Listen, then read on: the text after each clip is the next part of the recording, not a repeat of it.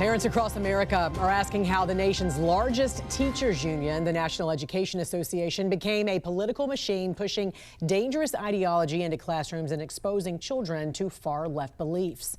Here to discuss this and more is Erika Sanzi, Senior Director of Communications at Defending Education. Good morning to you. Good morning, Jan. You've seen firsthand the evolution of the NEA since you were a teacher and a dues-paying member. So how did the union go from just merely partisan to what you now describe as a far-left activist organization labeling parents and Republicans as villains? And what are they really training teachers to do?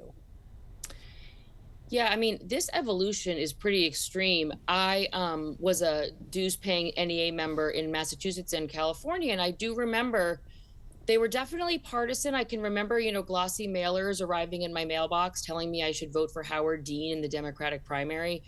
But they seemed still sort of tethered to reality. Whereas now, I mean, I'm not joking when I say that the place is run by lunatics. It's not like I'm just trying to get a reaction. Like, it actually does seem to be an insane asylum at the leadership level, which is to say, like, they actually are radical ideologues in these leadership positions that are now running an organization where the rank and file, many of whom don't even realize that their organization has completely gone off the deep end and is now kind of obsessed with very far left priorities. Well, I was reading too, the new NEA training tells teachers to center race, class, and gender in every communication, add pronouns everywhere, and treat dissent as oppression. Why is a national education union allowed to push this sort of ideology onto every public teacher in America? I mean, technically, they're a private organization, and something that's really important to know about them is, like, they have a special charter from the federal government because they're supposed to be promoting education, and they're even considered a patriotic organization. And they don't even pay property taxes in Washington, D.C. for their headquarters. Clearly, that's a major problem. Again, like so many organizations out there, they've had mission drift. So you'll notice this training is called Advancing LGBTQ+ Justice. And it talks about the fact that they want to frame anybody opposed.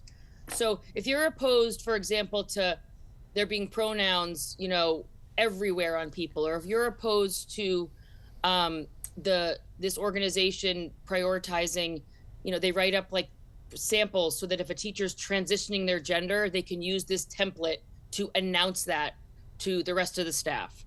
They want to frame anyone who's not on board with that as a villain, as a transphobe, as racist, and as a fascist. Those are the names in the training materials. Frame the opposition as these terrible things. Now, keep in mind, that's basically half, at least, of the country, and it's a huge number of the parents of the students of their dues-paying members. Yeah, this is where this is so interesting, because you call it a private organization, yet they represent public school teachers that are paid with taxpayer dollars. Yeah, exactly. So is there a default? Are you allowed not to join the union, or is this a default where you have to be part of this?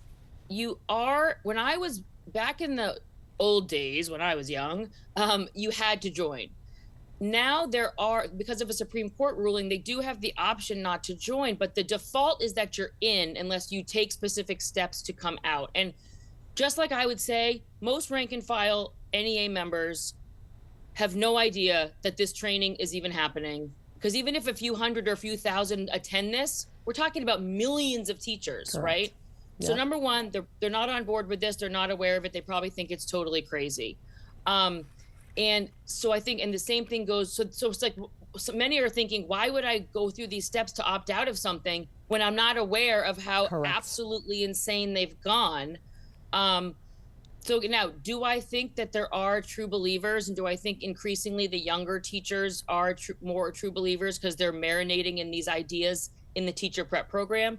If you're a teacher who's my age, your teacher prep program did not teach you all of this. But so it's definitely a mix. But I would say I would train the frustration lies with the leadership of this organization, not the rank and file teacher who very likely doesn't even know that this training is happening this week. And as you mentioned, no one would believe you unless you actually showed them video, unless you actually showed them material that this is actually happening. Oh, no, right. You'd have to show them this because that's how insane it actually is. And at the very least, we need people to understand, like, this isn't hyperbole, right? I don't usually use the word radical because it's overused. In this case, this is a radical organization at this point. It's a very fascinating article that you wrote in regards to this, and folks can check it out on the website, right, at Defending Education, if they want to read more about it. I actually wrote it at Outkick, so if they were to Google put my name in and then Outkick, it'll come up, yeah. All right, Erika Sanzi, Senior Director of Communications at Defending Education. Always a pleasure to talk to you. I hope you have a great weekend. Stay warm Great where to you see are. you, Jan. You too. Thanks.